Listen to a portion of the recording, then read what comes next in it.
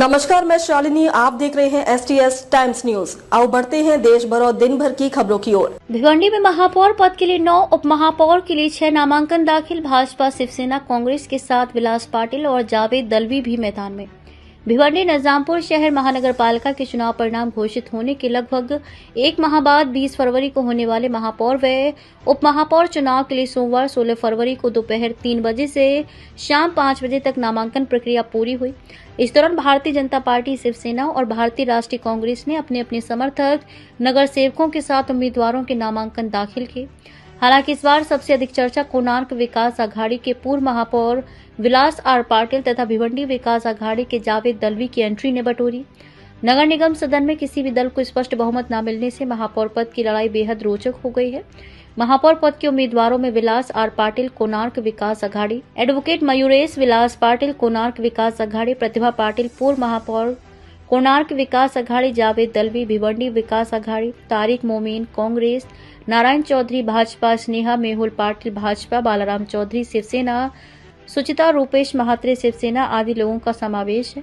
वहीं उप महापौर पद के उम्मीदवारों में तारिक मोमीन कांग्रेस, अस्मिता प्रभुदास नाइक शिवसेना, सुहास नकाते भाजपा, जावेद दलवी भिवंडी विकास अघाड़ी, एडवोकेट मयूरेश पाटिल कोणार्क विकास अघाड़ी, शेख आरिफ मोहम्मद याकूब समाजवादी पार्टी से नामांकन दाखिल किए हैं।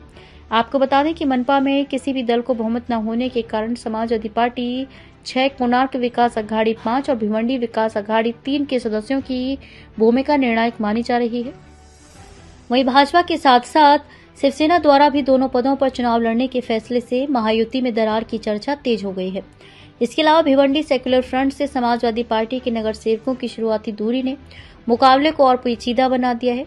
महापौर चुनाव में बहुमत के लिए 46 का मैजिक फिगर अहम माना जा रहा है। ऐसे में संभावित जोड़ तोड़ और राजनीतिक गतिविधियों के बीच आखिरकार कौन बाजी मारेगा, इस पर सबकी नजरें टिकी हुई हैं। नमस्कार, मैं हूं अमृत शर्मा। आप देख रहे हैं STS टाइम्स। आज 16 फरवरी को महापौर और उप महापौर के लिए नामांकन किया गया, जिसमें भारतीय जनता पार्टी, कांग्रेस पार्टी, शिवसेना और विलास पाटिल और कई लोगों ने नामांकन किया उप महापौर, महापौर पद के लिए और महापौर पद के लिए।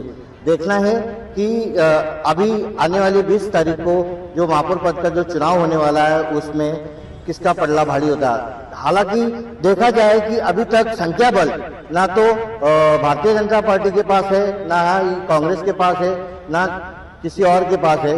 समाजवादी का भी रोल इसमें अहम दिख रहा है। लेकिन इस सारी बातों में अगर नंबर का जो खेल है, नंबर का खेल कौन जीत के ले जाता है, कौन नंबर के खेल में सबसे आगे रहता है, वही महापौर बनेगा। देखेंगे STS टाइम की एक रिपोर्ट। फॉर्म उन्होंने भरा है, अभी 3-4 दिन बाकी है हमारे पास। हमारे ऊपर के लेवल में देवेंद्र जी और चौहान जी और सिद्धू साहब जो भी ठहराएंगे वो हिसाब से हम लोग डिसीजन लेंगे। तो बीजेपी से किन लोगों ने फॉर्म भरा है और सेना पे किन? बीजेपी से हमारे नारायण चौधरी ने भरा है और उप महापौर के लिए नकाते साहब और स्नेहा मेहुल पाटिल ऐसे 2 लोगों ने भरा है। शिवसेना की तरफ से महापौर उम्मीदवारी के लिए कितने लोगों का नाम? शिवसेना पक्ष के मुख्य नेता प्रमुख और राज्य के उप मुख्यमंत्री एकनाथ जी शिंदे साहब पार्टी के ओर से शिवसेना का मेयर का उम्मीदवार सुचिता रूपेश महात्रे, दूसरा उम्मीदवार है बालाराम चौधरी और उप महापौर के लिए अस्मिता प्रभुदास नाइक। ये 3 अर्ज जो है ये पार्टी की ओर, शिवसेना की ओर से भरे हैं। सर, महायुति में होने के बाद भी महापौर के लिए बीजेपी ने भी भरा है, आपने भी भरा है, तो आपका समीकरण कैसे बनेगा? 20 तारीख को आपको ये समीकरण आपको मालूम पड़ेगा, समीकरण कैसा होता है।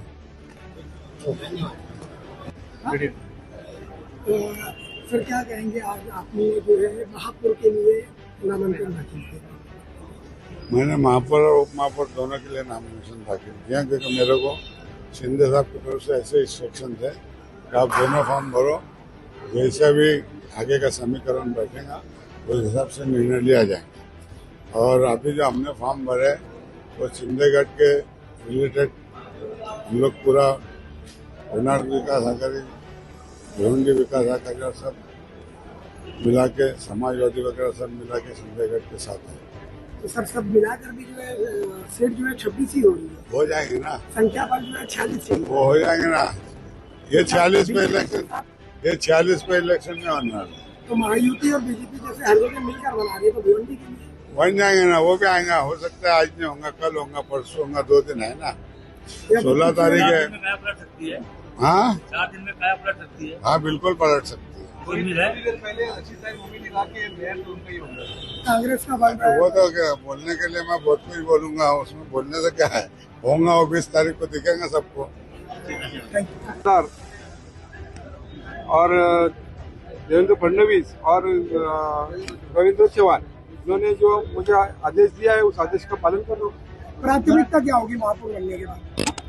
अभी देखो ऊपर लेवल पे जो होएगा, शिवसेना कांग्रेस बीजेपी का युति होएगा, वो हिसाब से हमारा डिसीजन होएगा। 4 दिन बचे।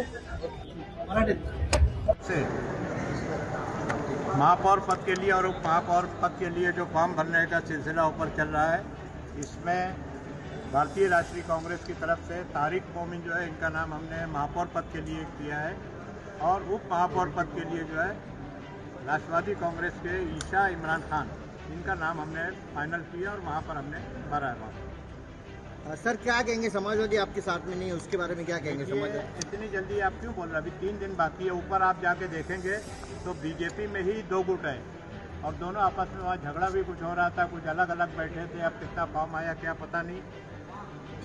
शिंदेगढ़ के लोग अलग से फॉर्म भरे हैं, इंडिपेंडेंट विलास पाटिल अलग से फॉर्म भरा है, जावेद दलवी अलग से फॉर्म भरा है।